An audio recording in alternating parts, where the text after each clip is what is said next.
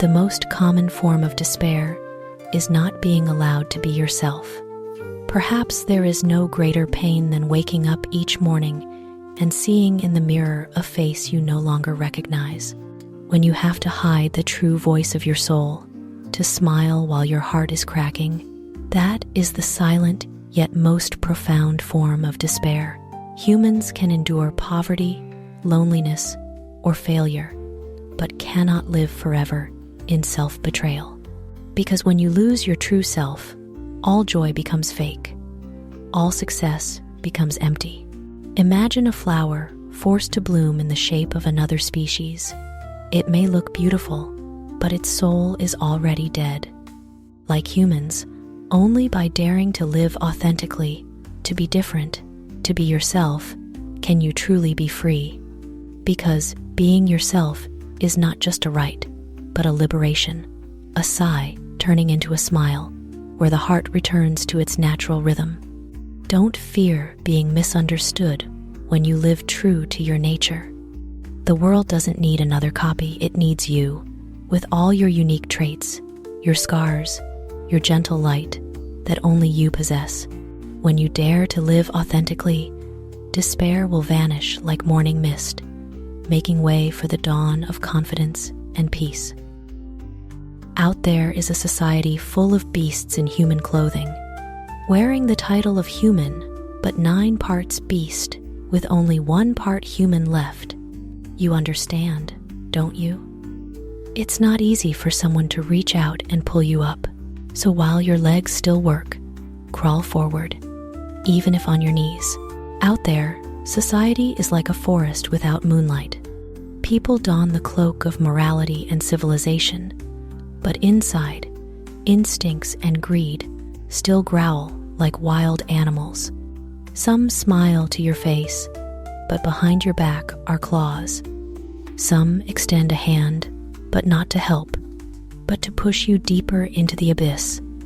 9 parts beast, the remaining 1 part human is also gasping in falsehood. But in that dark picture, the saying, "While your legs still work, crawl forward," is not a lament, but a declaration of inner strength. It speaks of human resilience. Even if the world is cruel, even if hearts are cold, we must still go, advance, live. Because only by keeping moving, keeping struggling, do we avoid turning to stone in the harsh flow of life. Walking on 2 feet is normal, but crawling on knees in pain, in injury, yet refusing to stop, that is the true strength of those who have fallen. Because in the depths of despair, a spark of unquenchable survival instinct still flickers. Don't expect the world to reach out and save you. Lift yourself up, because human strength lies not in never falling, but in daring to crawl back up, even on knees. In a society where the human part is only 1, you must be the last remnant of humanity and protect it with all your will, self-respect, and the light in your heart. Go slowly to know if you're on the right path or wrong. Why run fast when looking back, you realize you're lost? Some paths only reveal what the wind is whispering when you walk slowly. Life is not a race, but a journey of self-discovery. Go slowly to see clearly every crack in the soul, every misalignment in choices, because running too fast, you easily forget yourself in the crowd, lose direction in the noise of ambition. Running fast doesn't make you more mature, just more exhausted. Because true success lies not in reaching the finish early, but in whether you're on the path of your heart. 1 slow but steady step is worth more than 100 hasty ones leading astray. Go slowly to learn how to see, to listen, to understand. Go slowly to know what you're walking for whom, and if you still carry the initial joy. Because sometimes the right direction is the greatest gift slowness can bring. In life, no one awards medals to the fastest runner. Only time grants peace to those who know the right path. Keep going slowly, not out of weakness, but because you're strong enough not to fear being left behind, wise enough to know every slow but right step brings you closer to true happiness. If you're waiting for an angel to come, stand up and build your own paradise. Angels don't live in hell. If your life is a mess, don't even dream. Some sit in darkness, praying for dawn, not realizing that just opening their eyes, light is already all around. Some spend their lives complaining why the angel hasn't come, forgetting that angels can't step into a hell we create, full of bitterness, resentment, and despair. To have an angel, build your own paradise. Start by cleansing your soul, igniting a flame of faith and effort in your heart. When you value yourself, live kindly, strive for good, and keep rising, you turn your life into a place worthy of an angel to dwell. Because life is fair, you give what you get. If you sow seeds of effort, you reap fruits of success. If you tend the garden of your soul with hope, you'll see flowers of happiness bloom. But if you let your heart sink in ruins, even if angels come, they'll only shed tears and leave. Usually, we think about the plans we'll make in the new year. However, the truth is, if you spend too much time and energy on things you shouldn't do, you won't have any left for what you want. Each new year, we often list things to do: exercise more, read more books, spend time on yourself, learn a new skill. But few write a list of things not to do. Don't scroll the phone for hours. Don't argue meaninglessly. Don't stay in draining relationships. Don't fear change. The truth is, human energy is limited. If you use it to fear, to resent, to sink in worthless things, you'll have nothing left for what matters. Life is like a small jar. Only by dumping out the trivial sand of bad habits do you make room for the big rocks of goals and dreams. Learn to clean up yourself before starting the new year. Remove what tires you, not just in actions, but in thoughts. Because only when the mind is freed can energy focus on what's truly worthy. In life, know who you are.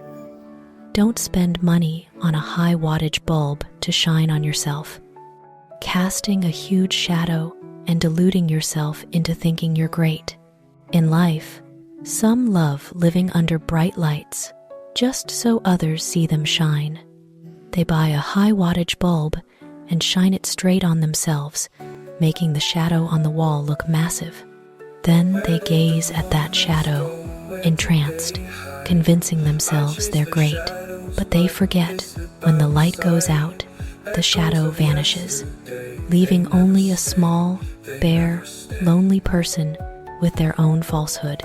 In life, knowing who you are isn't to belittle yourself, but to stand in the right place.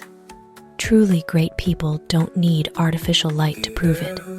They quietly shine from within with knowledge, character, and real value. On the other hand, those who borrow others' light will sooner or later reveal the emptiness in their soul. Better a small lamp that lights itself than a blazing torch ignited by someone else's hand. Don't chase your own shadow. Cultivate real light from within. Don't use money or fame to inflate yourself. Use wisdom, kindness, and perseverance to affirm your worth, because borrowed light only lasts with power, while the soul's light, even in pitch black, can guide you and others. Don't compare yourself to others. Just as you can't taste someone's tears to know who's saltier or sweeter. In life, we easily fall into the trap of comparison. Seeing others succeed, we blame ourselves for being inferior. Seeing others happy, we think we're miserable. But how do we know behind that smile are sleepless nights, silent tears no one sees? Everyone fights a battle outsiders can't understand. So comparison only robs us of our own peace. Like the taste of tears, they look the same, but tasting reveals some bitterly salty from loss, some bland from loneliness, some sweet from release. We can't judge anyone's pain or happiness without walking their path. Live true to your own journey. Each has their pace, direction, and lessons. Comparison doesn't make us greater, only makes us forget our true essence. Life isn't a race. It's a journey to inner peace. Don't compare to anyone, because you don't know what they traded for what they have. Be proud of your own path, even if slow, limping, unfinished, because it's real.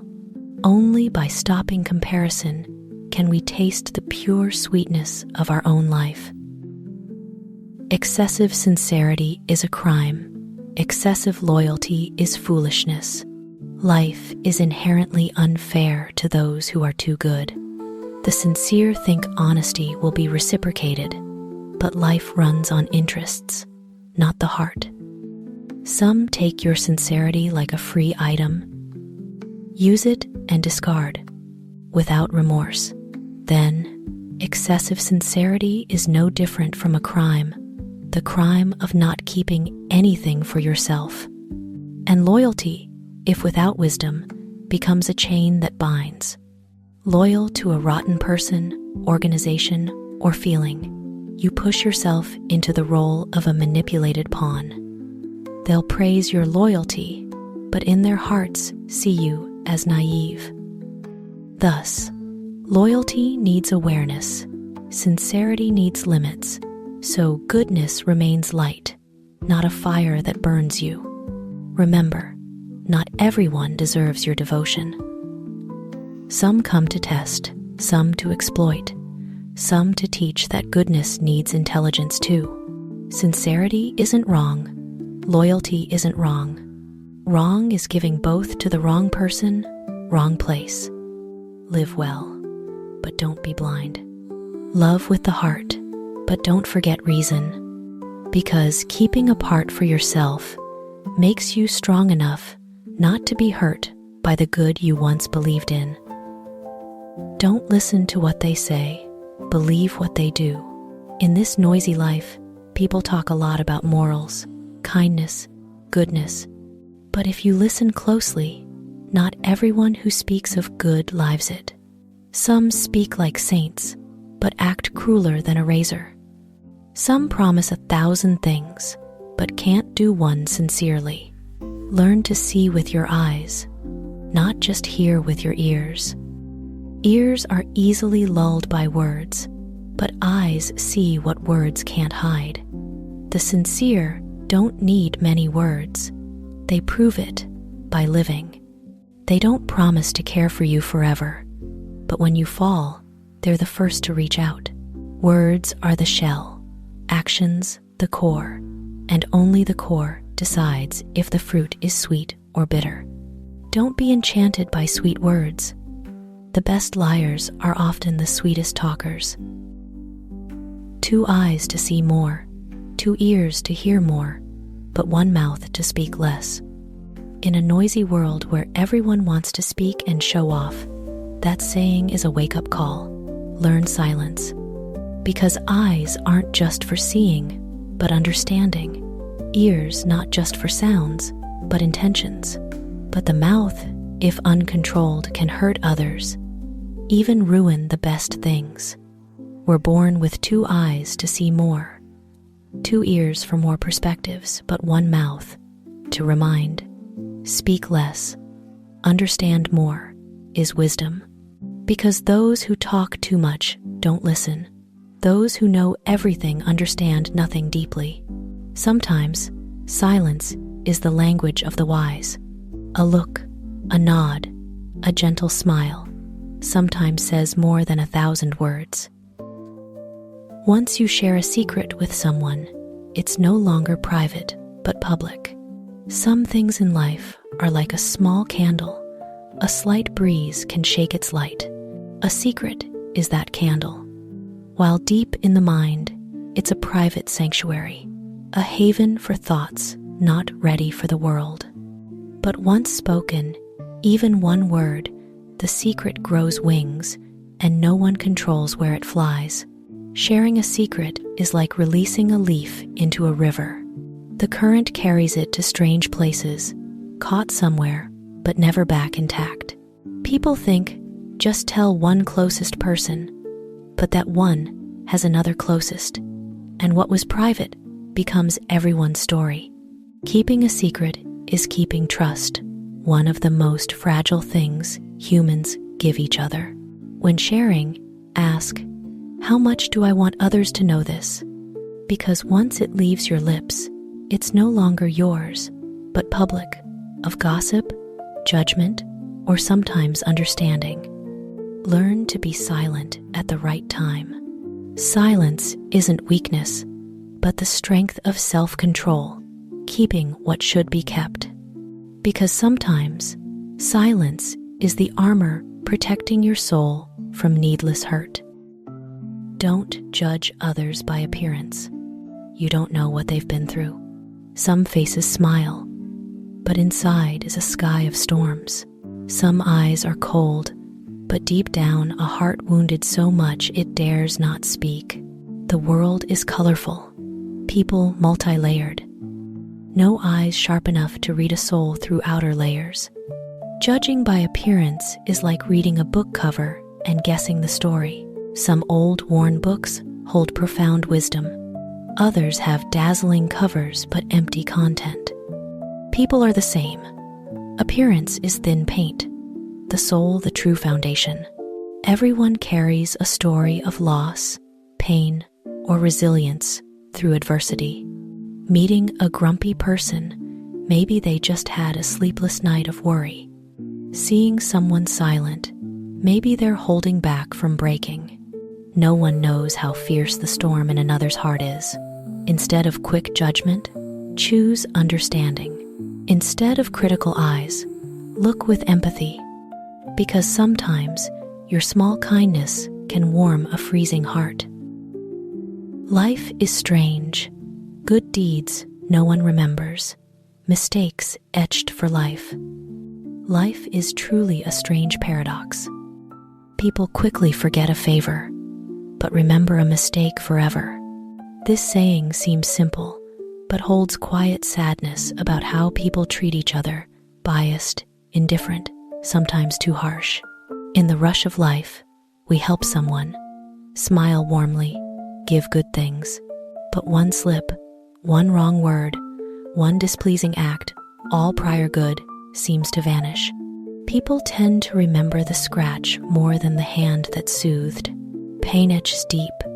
Kindness passes like a gentle breeze. Yet this strangeness teaches a precious lesson. Do good, not to be remembered, but for your own peace. Live kindly, even knowing goodness sometimes goes unrecognized. Because good deeds need no name engraved, just in the soul, where time and words can't erase.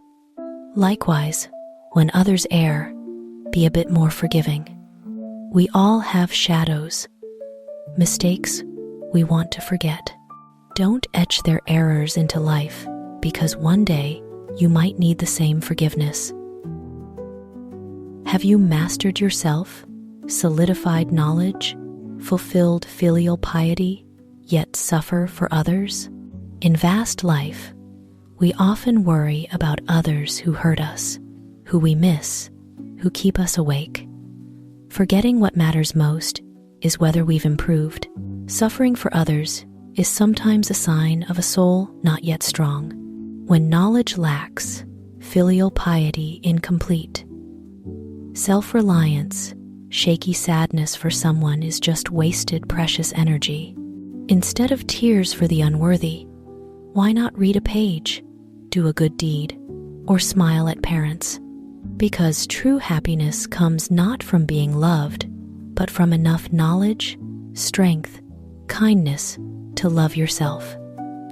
When knowledge is foundation, filial piety roots, resilience armor, you won't be swayed by a person, word, or glance.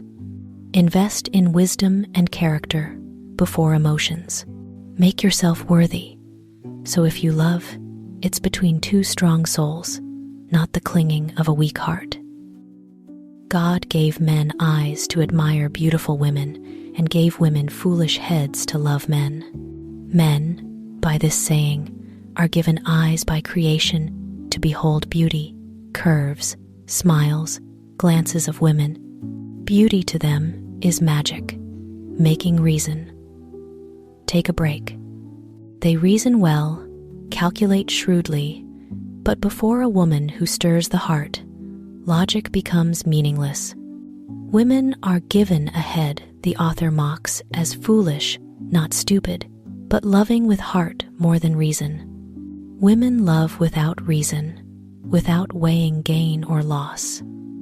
They love the imperfect, forgive mistakes, believe promises, sometimes endure hurt. Believing love makes people better. In love, both genders have weaknesses, men swept by beauty, women by emotions. And perhaps that lovable foolishness makes love real, flavorful, deep. If everyone were fully rational, calculating, love wouldn't be love anymore.